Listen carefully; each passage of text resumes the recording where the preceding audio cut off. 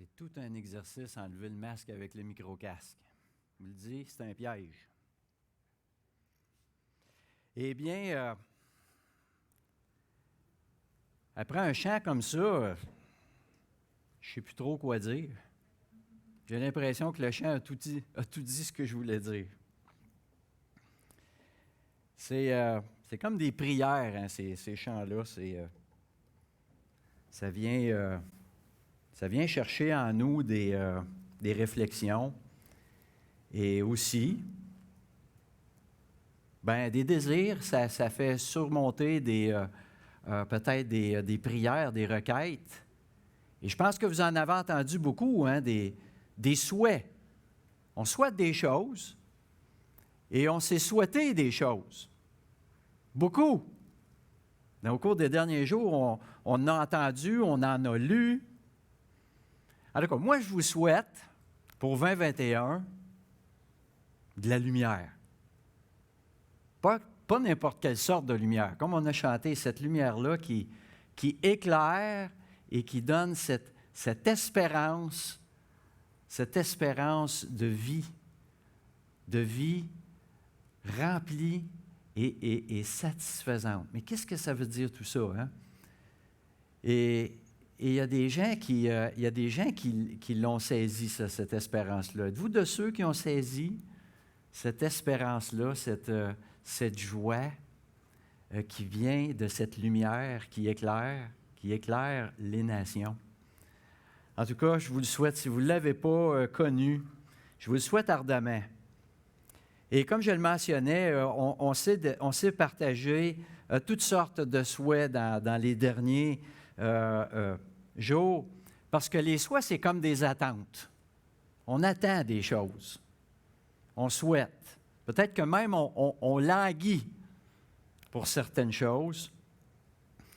Et c'est curieux que même en 2021, avec toutes les technologies de communication, tous les moyens de divertissement qu'on a à la maison même, hein, à portée de la main, partout où on va, tous ces trucs électroniques-là, ces jeux, ces émissions, etc., pour nous divertir. On pourrait même penser là, que, tu sais, l'histoire du confinement, là, il n'y a rien là.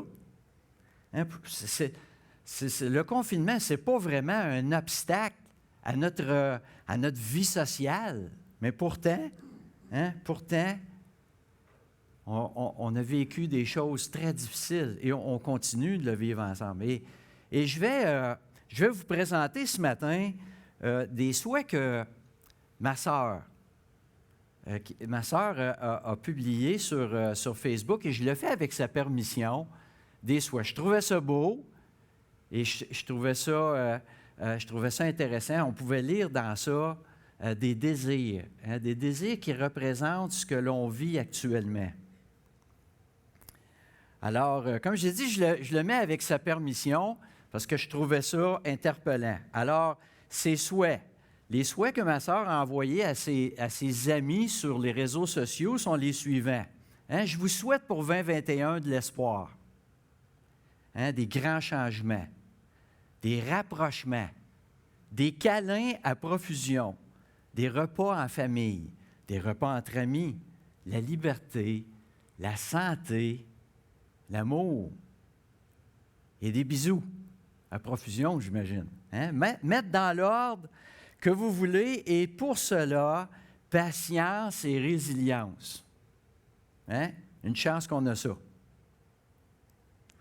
Alors, on voit une liste là qui est très représentative de ce qui nous manque. C'est comme un constat, c'est un constat évident que l'être humain est un être relationnel, hein, qui a besoin de cette réalité-là, pas virtuelle, la réalité du contact. C'est un besoin essentiel. Et que même malgré toutes les rencontres sur Zoom ou Teams ou nommez-les, c'est comme une patch, un plaster. C'est un pansement temporaire. ça ne fait pas complètement la job que si on avait cette rencontre de personne à personne. C'est évident, on en a besoin. Qui n'avait pas hâte de se retrouver ici? Hein? Juste pour le contact, de voir, ah, il est là, puis de pouvoir le saluer. L'écran, il y a comme cette barrière-là, il y a comme un fossé, même si on peut se voir, même si on sait que vous êtes vivant de l'autre bout de l'écran, il y a comme un fossé. Et on va regarder ensemble, ce matin, une rencontre, une vraie rencontre, pas virtuelle. Il y a eu une vraie rencontre qui a eu lieu dans les semaines qui ont suivi la naissance de Jésus. Et dans le récit, là, les bergers qui ont reçu cette annonce d'un ange du ciel, d'aller voir cet enfant qui est né, ce sauveur qui est donné, hein, dans les heures qui ont suivi cette visite, sont allés voir l'enfant à la crèche, sont allés à l'étable, à Bethléem, précisément où les anges leur avaient dit d'aller, et sont repartis en louant Dieu. Et évidemment, en donnant toute une impression aux parents, à Marie et à Joseph. Alors, voilà dans l'histoire où on en est rendu. Et je vous invite à tourner, si vous avez vos Bibles, dans l'Évangile de Luc, au chapitre 2. Et on va lire à partir du verset 21. Le 8e jour, auquel l'enfant devait être circoncis, étant arrivé, on lui donna le nom de Jésus, nom qu'avait indiqué l'ange avant qu'il fût conçu dans le sein de sa mère. Et quand les jours de leur purification furent accomplis, selon la loi de Moïse, Joseph et Marie le portèrent à Jérusalem pour le présenter au Seigneur. Suivant ce qui est écrit dans la loi du Seigneur, tout mâle premier-né sera consacré au Seigneur, et pour offrir en sacrifice 2 tourterelles ou 2 jeunes pigeons, comme cela est prescrit dans la loi du Seigneur. Et voici, il y avait à Jérusalem un homme appelé Siméon. Cet homme était juste et pieux. Il attendait la consolation d'Israël, et l'Esprit Saint était sur lui. Au verset 26, il avait été divinement averti par le Saint-Esprit qu'il ne mourrait point avant d'avoir vu le Christ du Seigneur. Il vint au temple, poussé par l'Esprit, et comme les parents apportaient le petit enfant Jésus pour accomplir à son égard ce qu'ordonnait la loi, il le reçut dans ses bras, bénit Dieu et dit, « Maintenant, Seigneur, laisse ton serviteur s'en aller en paix, selon ta parole, car mes yeux ont vu ton salut, salut que tu as préparé devant tous les peuples, lumière pour éclairer les nations, et gloire d'Israël ton peuple. » Son père et sa mère étaient dans l'admiration des choses qu'on disait de lui. Béni soit la parole de Dieu. On va s'arrêter là. Il y aurait plus à lire, évidemment, mais on va se limiter ce matin à cette rencontre et ce que Siméon a prononcé comme parole. Alors, on va faire un survol, quelques observations sommaires de notre contenu ce matin, hein, pour se donner un contexte et souligner quelques points, avant de peut-être regarder plus en détail ce qui vraiment nous intéresse ce matin. Alors, premièrement, c'est un récit qui est unique des Évangiles. Seulement, Matthieu et Luc relatent des événements entourant la naissance de Jésus. C'est absent. Chez Marc et Jean, il n'y a pas de détails entourant ces circonstances. Mais dans Matthieu et Luc, il y a des circonstances et chacun des textes contiennent des portions uniques, comme notre texte de ce matin, qui est unique à Luc. Tout comme la visite des mages, qui est unique à Matthieu. Deuxièmement, Joseph et Marie suivent scrupuleusement les ordonnances concernant les naissances. Lévitique chapitre 12, hein, des ordonnances concernant la naissance des garçons et des filles, et aussi de présenter le premier garçon, le premier mâle né à l'Éternel, au temple. On voit aussi qu'il quitte Bethléem pour Jérusalem après environ 40 jours.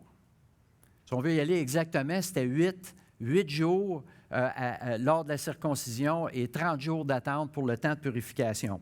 Donc, on peut arrondir, tout dépendant s'il y avait des temps pour le voyage et tout cela. Donc, autour de 40 jours, il quitte Bethléem pour se rendre à Jérusalem. Et là, ils font la rencontre de Siméon au temple. Et voilà, c'est cette rencontre-là ce matin, je pense, qui est très importante d'examiner. Siméon a eu une révélation, il a eu une promesse qu'il faut absolument saisir. Mais avant de le faire, je veux peut-être juste soulever un détail qui, je n'ai pas pu résister concernant justement cette chronologie-là. On ne l'a pas lu, mais au verset 39. Au verset 39, concernant ce départ, parce qu'ils ont resté un temps.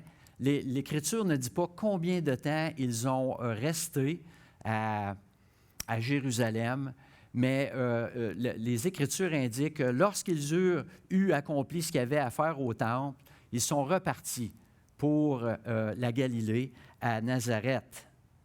Donc, en ce qui concerne par rapport à la fameuse visite des mages dans Matthieu chapitre 2, on sait que traditionnellement, en tout cas chez les Canadiens français, on a longtemps célébré les rois mages. Les rois mages, hein, le deuxième dimanche du Nouvel An.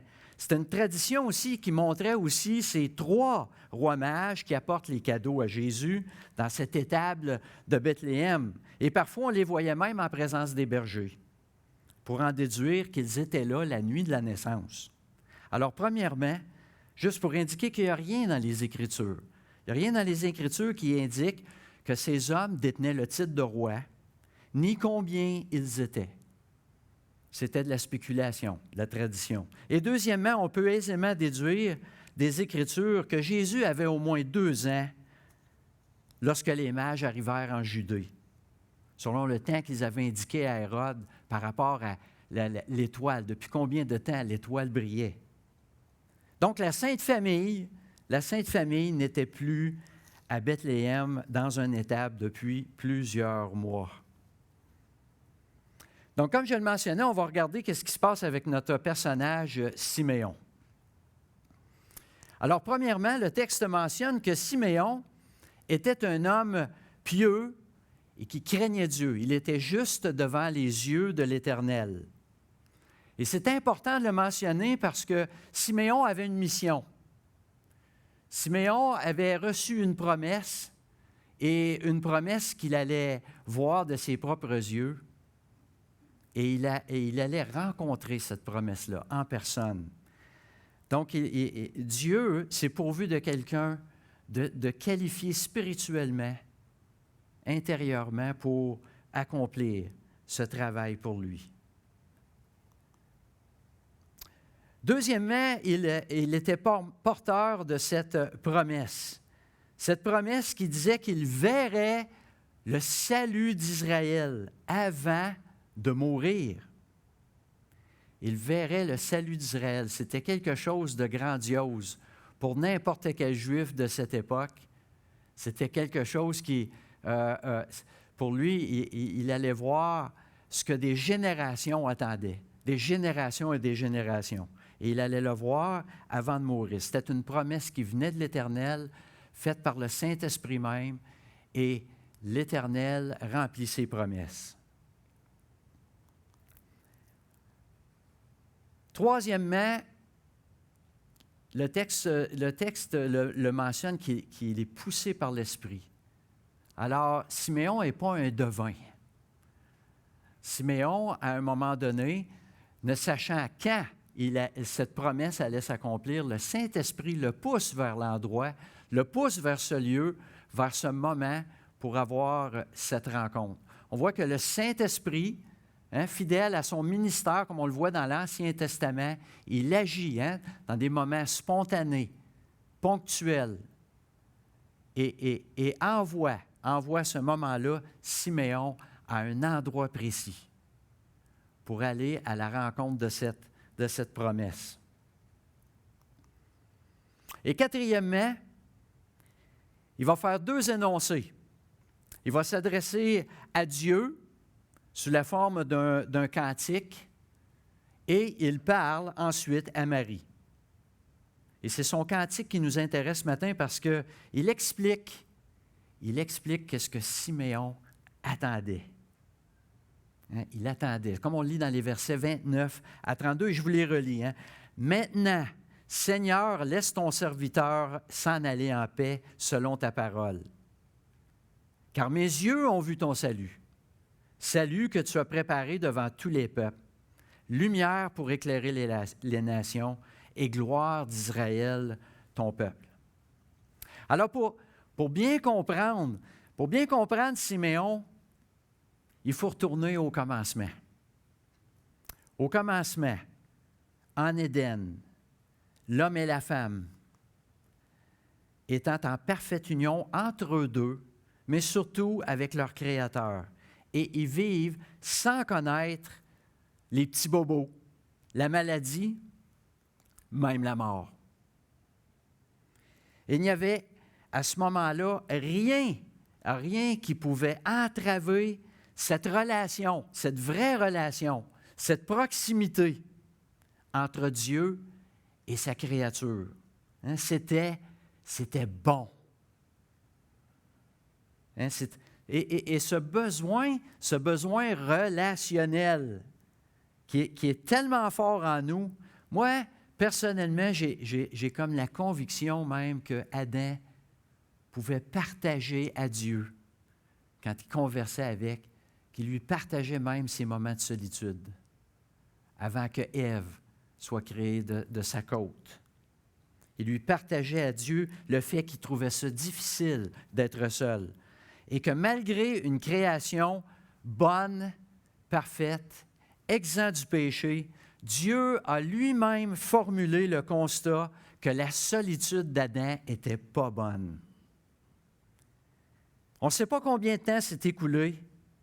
Cependant, Dieu y a entendu le cri de son cœur et lui a créé une aide, une compagne, parfaitement conçue pour compléter ce qui manquait à l'homme et ce qui manquait pour remplir la terre de leur progéniture.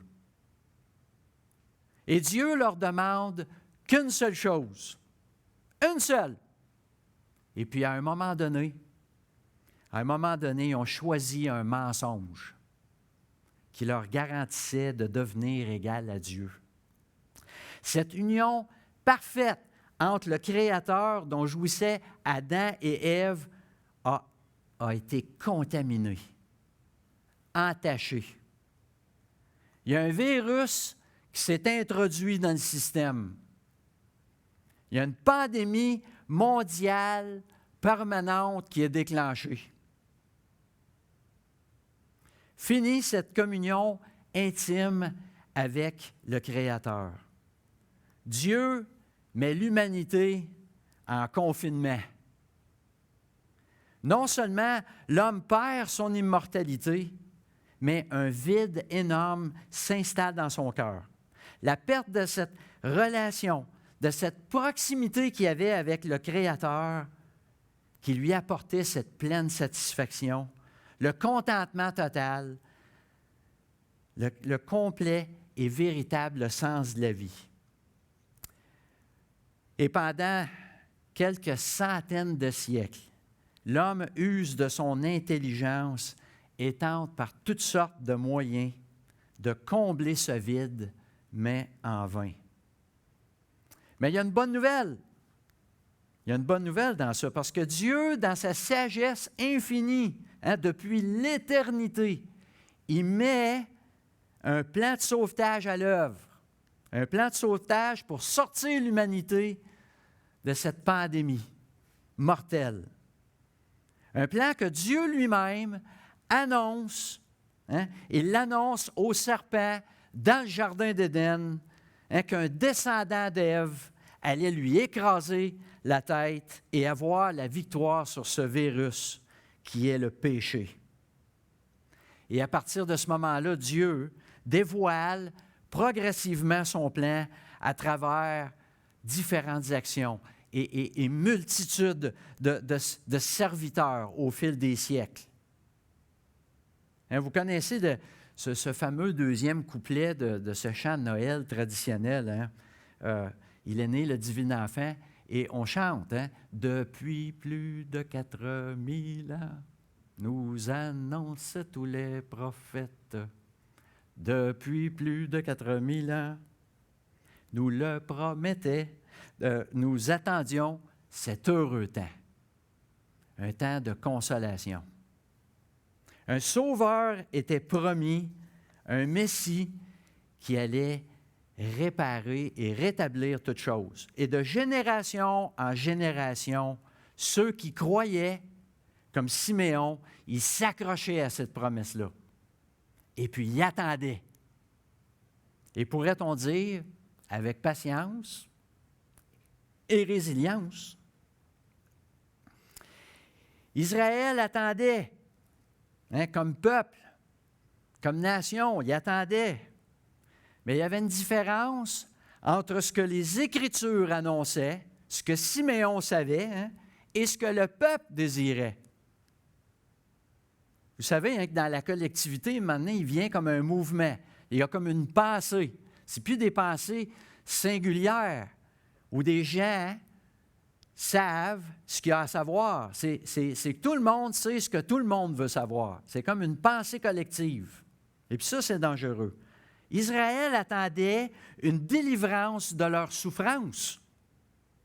Les souffrances terrestres, les guerres, les invasions, les dominations, le contrôle, la taxation, la corruption, la pauvreté, la famine, la maladie, et j'en passe. Écoutez, on ne peut pas les blâmer. On agit souvent de la même façon. La chose qu'il faut garder à l'esprit est que toutes ces choses, ces malheurs qui font partie de ce monde depuis la chute en Éden jusqu'à ce que Dieu fasse toutes choses nouvelles. Ça ne changera pas.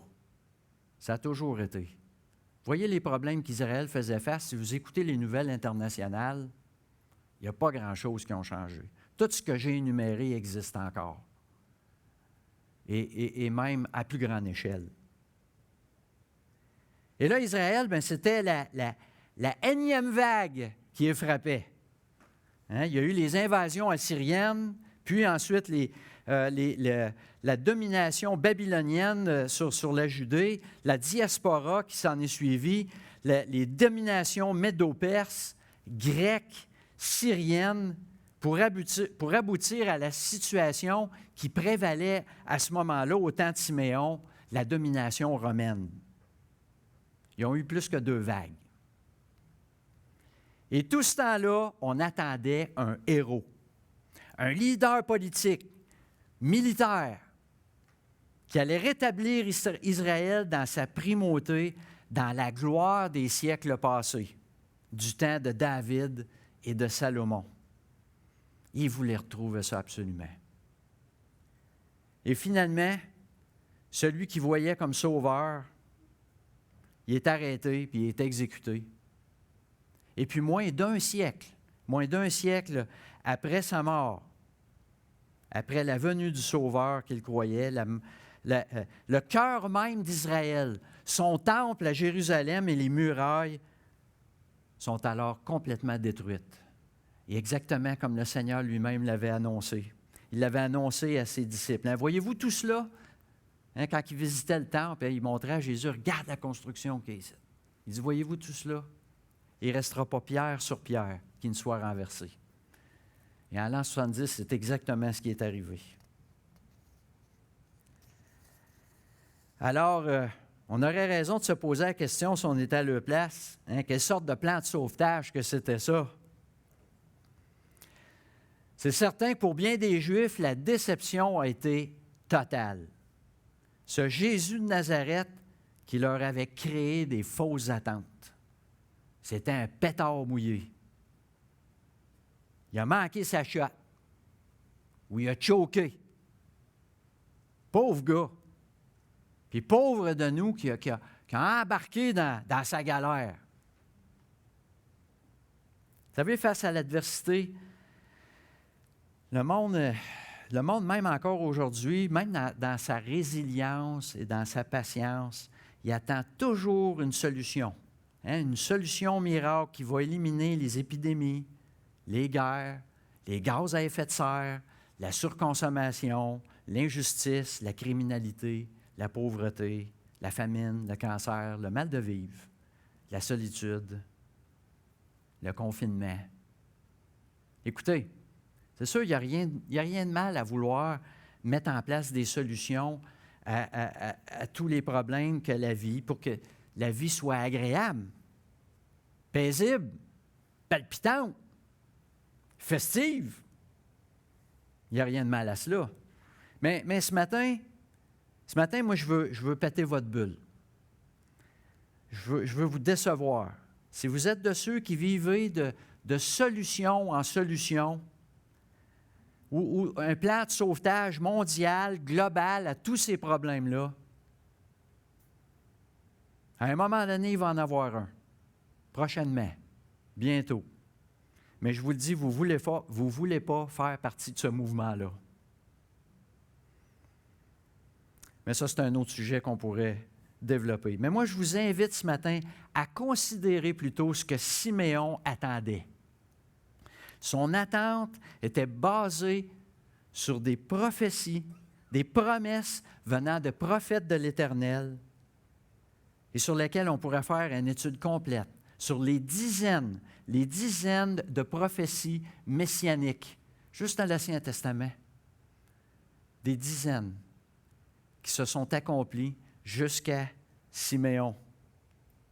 Et Siméon attendait la consolation d'Israël. Mais non seulement ça, il s'agissait d'une personne, le Christ du Seigneur. La solution est personnifiée, est en chair et en os. Ses yeux ont vu le salut. C'était un bébé qui regardait. Il dit, mes yeux ont vu le salut. Et qu'il allait agir pour tous les peuples, pas juste Israël, qui allait être la lumière pour toutes les nations. Et c'était quelque chose, ça, ce qu'il déclarait là. Parce que les Juifs étaient assez propriétaires de leurs choses, hein, ce qui était à eux n'était pas pour les nations païennes. Et voilà que la plus grande annonce, ce que le peuple d'Israël attendait, ça va être pour tout le monde. Ça pouvait être choquant pour des gens qui écoutaient autour. Mais il le mentionne quand même que c'était aussi pour la gloire d'Israël. Siméon, il n'a pas vu quelqu'un avec un système politique ou une stratégie militaire ou une technologie biomédicale ou toute autre sorte de solution qui doit être ajustée, révisée, réinventée après 25 ans parce que tout a évolué autour. Il a vu le salut, une lumière en la personne de Jésus, qui était alors même un bébé, un tout petit enfant. Et il voyait chez ce petit enfant ce qui était de plus grand pour l'humanité. Cette révélation-là à l'esprit de Siméon en dit long sur la façon dont on doit percevoir et comprendre aussi le réel problème, la solution qui est appliquée au problème. Il faut le comprendre, ce problème-là. Et le problème émane de la chute en Éden, que ses répercussions sont implacables. Le péché s'est introduit dans le monde et non seulement il rend le cœur de l'homme orgueilleux, tortueux et ingénieux au mal, mais il s'attaque à l'essence même de ce qui nous fait vivre. Hein? De sorte que, dès notre naissance, notre corps commence son long périple, parfois court, hein, vers la mort. Et c'est le péché qui fait ça, mes amis. Même si vous êtes vacciné par Pfizer ou Moderna, faites votre choix. Ou même si vous avez une greffe du cœur, vous savez, on va tous mourir. Et à date, il y a seulement 2 hommes. Il y a seulement 2 hommes qui ont eu l'immense privilège de ne pas connaître la mort terrestre avant d'être enlevés au ciel. À date. Cependant, il y a 8 cas dans les Écritures qu'il y a des personnes décédées qui ont été ramenées à la vie, mais qui sont morts une 2e fois, même s'ils ont été ramenés à la vie. Ça, je ne sais pas si c'était vraiment un privilège.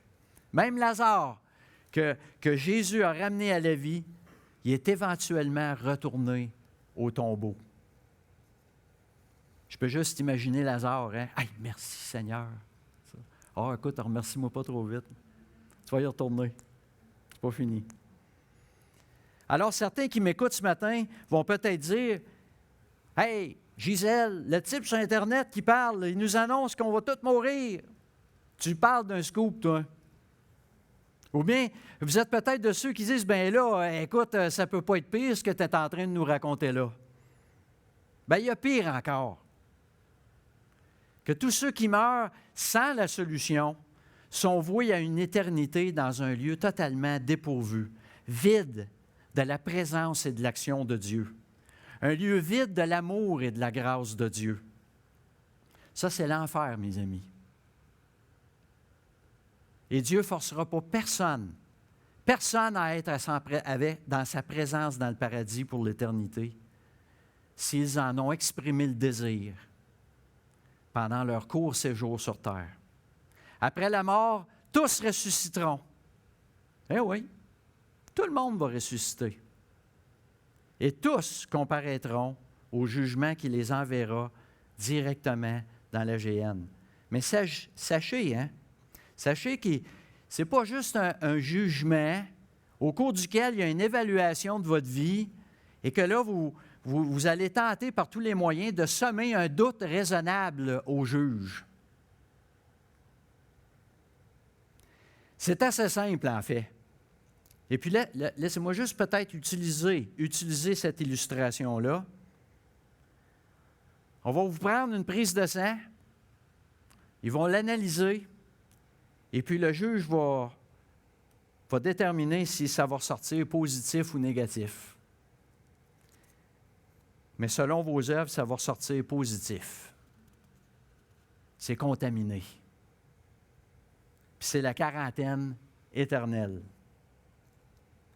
Lorsqu'on a saisi que notre pire problème n'est ni terrestre, ni corporel, mais ça prend une solution qui va au-delà de ce que l'homme peut faire pour le régler. Puis devant un tel problème, la solution doit être permanente, finale, permanente, infaillible et accessible. C'est-à-dire, il n'y a pas de mise à jour à faire, pas de rappel. La solution doit fonctionner même si nos problèmes et nos souffrances continuent. Et ça, Siméon, il avait vu le salut, mais il savait que son corps allait continuer de faiblir et qu'il allait mourir. C'était ça la promesse. Tu vas voir le salut avant de mourir. Le salut n'allait pas le sauver de sa mort corporelle. Parce qu'il l'a dit, « Laisse ton serviteur s'en aller en paix maintenant. Laisse-moi mourir selon ta parole. » Donc, la solution transcende. Hein? Elle n'est pas affectée. Elle transcende le péché qui nous tue physiquement et spirituellement. Et la solution est globale. Même si elle est issue d'Israël, elle va s'appliquer à toutes les nations, à tout le monde. C'est universel. Elle est offerte. Le vaccin est offert et disponible à tout le monde. Et on peut penser à l'exemple des 2 disciples d'Emmaüs dans Luc 24, qui mentionnent à cet homme qui les rencontre sur le chemin du retour chez eux et qui sont tous découragés, qui disent, nous espérions, ils disent eux-mêmes, nous espérions que ce soit lui qui délivrait Israël. Ils attendaient une solution terrestre. Alors Jésus leur dit, ô homme sans intelligence et dont le cœur est lent à croire, tout ce qu'ont dit les prophètes, ne fallait-il pas que le Christ souffrit ces choses et qu'il entrât dans sa gloire? Et commençant par Moïse et tous les prophètes, il leur expliquait ce que les Écritures en ce qui le concernait. La solution doit s'effectuer à l'intérieur d'un système qui est institué par Dieu lui-même. Un système sacrificiel. Et si vous voulez avoir une bonne explication de ça, si vous avez manqué le message de dimanche dernier de notre frère David Cadotte, je vous invite à le réécouter. Qui explique très bien de quelle façon Dieu a élaboré et mis en œuvre un plan de rédemption basé sur le sacrifice. Et Jésus allait être la clé finale de tout ce système. Et à travers ce sacrifice, il y a eu une réconciliation. Et on le lit dans 2 Corinthiens chapitre 5, au verset 19 à 21. « Car Dieu était en Christ réconciliant le monde avec lui-même en n'imposant point aux hommes leur offense. Celui qui n'a point connu le péché, il l'a fait devenir péché pour nous, afin que nous devenions en lui justice de Dieu. Christ lui-même est le vaccin. Il est l'antidote. » Il y en a peut-être qui vont commencer à penser qu'il y a un complot, qu'on est en train d'annoncer ici à l'Église qu'il faut que vous soyez vaccinés. Mais on parle de ce vaccin-là, celui, le vrai. Pas celui de la grippe ou pas celui d'un virus, mais le vrai virus, le péché. Et si vous avez remarqué, cela, je l'ai trouvé bonne, la seringue est en forme de croix. Êtes-vous capable de dire ce matin, comme Siméon, je peux mourir en paix maintenant, parce que mes yeux ont vu le salut, je le connais. On peut faire ce même cantique que Siméon a fait. J'ai reçu sa consolation. J'ai reçu cette consolation dont Siméon et d'autres avant lui attendaient. Écoutez, on naît dans la souffrance, on vit dans la souffrance, on meurt dans la souffrance, mais la consolation que Dieu nous offre à travers de la personne de Jésus-Christ est toujours présente et efficace. Qu'est-ce que vous attendez en 2021? Attendez-vous une vraie consolation? Toutes ces choses que ma sœur a bien énumérées, est-ce que vous ne pensez pas qu'on peut la retrouver en la personne de Jésus-Christ? Cette paix, cet espoir, ce réconfort, cette présence. En tout cas, moi, je vous la souhaite. Que le Seigneur vous bénisse. Prions. Oui, Seigneur, on veut te remercier pour ce récit. Cet homme, Siméon, que tu as mis sur la route de Marie et Joseph pour leur annoncer quelque chose qui est absolument grandiose. Oui, Seigneur, ce salut que tu avais préparé depuis l'éternité et que tu as présenté à cet homme Siméon sous la forme d'un enfant et que même lui en était émerveillé. On veut s'émerveiller ce matin de ton salut et de cette lumière que tu as envoyée pour éclairer les hommes qui étaient incapables de te trouver par eux-mêmes depuis la chute en Éden. Merci Seigneur Dieu pour ta grâce. Merci pour ce beau cadeau, ce présent que tu nous as fait en la personne de Jésus-Christ. Et Seigneur, c'est notre souhait cette année que le plus grand nombre te connaissent, Seigneur, et qu'ils connaissent cette consolation définitive et permanente qui les amènera auprès de toi pour l'éternité. En Jésus que nous te prions. Amen.